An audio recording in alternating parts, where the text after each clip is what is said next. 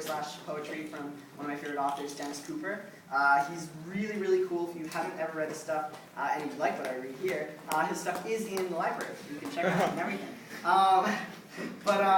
Hopefully none of you will be offended or anything. Some of the stuff is quite dark and graphic, but it's really awesome, and I really hope you enjoy it. Basically, I'm going to try to go from light to dark and then back to light, so hopefully I did a good job. First story is called Three Boys Who Thought Experimental Fiction Was for Pussies. Scott's ass was almost too good to be true. Like a professional cyclist, despite the fact that his idea of exercise was refilling his bomb. It was a generic fluke, he told him, passed down through generations of boxy-assed relatives. In his genes it looked severe, like something best appreciated through binoculars. But once he'd gotten stoned enough to share, it was an unexpectedly soft, relaxed, and even gentle thing.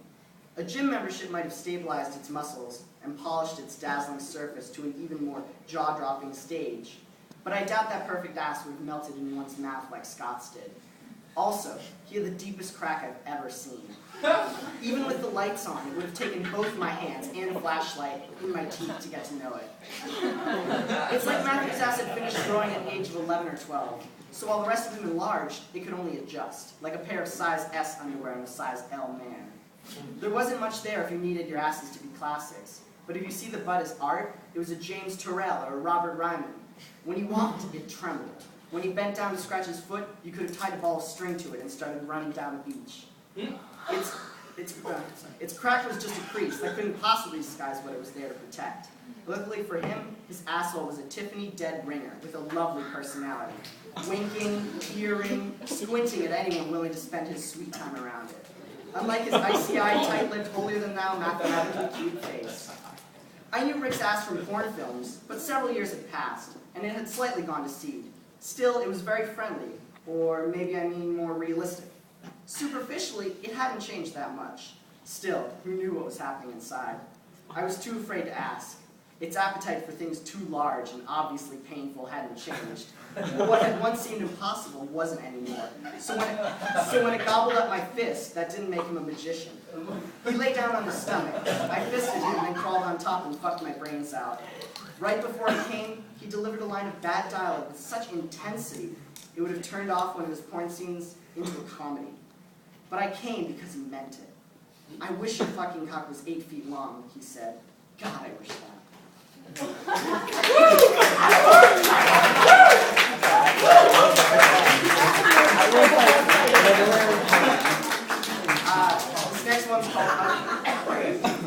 This next one's called Ugly Man.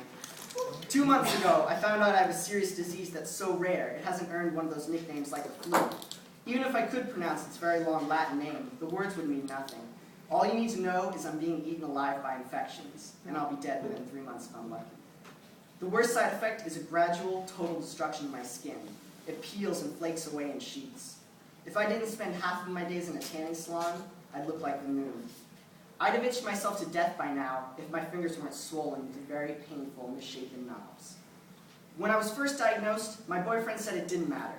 But when there weren't enough porn DVDs in the world, or a big enough increase in his allowance to give him an erection when we were in the same room, I cut him a final check and sent him on his way. Now, I buy prostitutes instead. It's obvious as soon as I undress, they'll take no pleasure earning money from me. But they need the money, just like I need to rub my husk against them. And I imagine they think they've tasted worse, and have been tasted by worse. You don't know what it means to feel my chapped, disfigured lips and cock and hands saw away at something so downy. It's inexplicable. That's why it's hard for me to talk about the fact that my disease is so contagious, a little peck on the cheek is enough to almost guarantee transmission. In a few weeks, all the prostitutes I've hired will be the last boys on earth whom anyone would pay. Not long after I'm dead, they'll be dead. Some nights I fantasize telling them what saints they are, but I don't. Still, there are times when I almost get the feeling they know.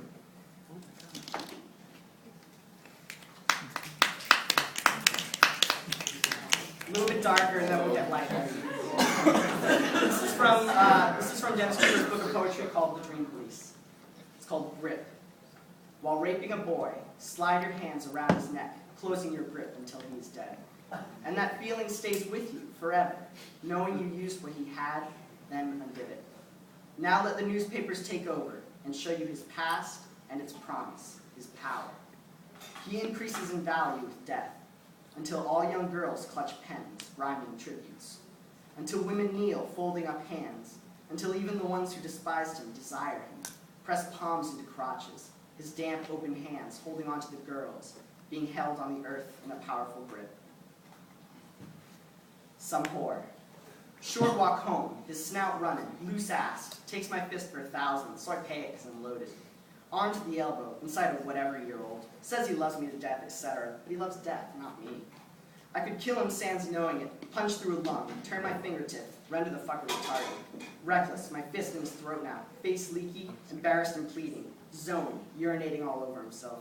Jerk off, come, pay, and he's splitting, says, hey, thanks a whole fucking lot. Like it's a joke, like he isn't. And then my last one ended off on a humorous note. It's called Santa Claus versus Johnny Crawford. You might remember this one from last year that I did the poetry reading. Johnny's psychiatrist gives him troubling news. Generous, gift-giving Santa Claus is in fact his sexually abusive father. Racked with disbelief, Johnny runs outside and has a nervous breakdown. Supported by his psychiatrist, Johnny angrily confronts his lying, two-faced father. Johnny's father tells him to look on the bright side. Santa Claus is the hot spring. Standing outside his father's bedroom door, Johnny thinks just because he's Santa Claus doesn't make sexual abuse okay. But on the other hand...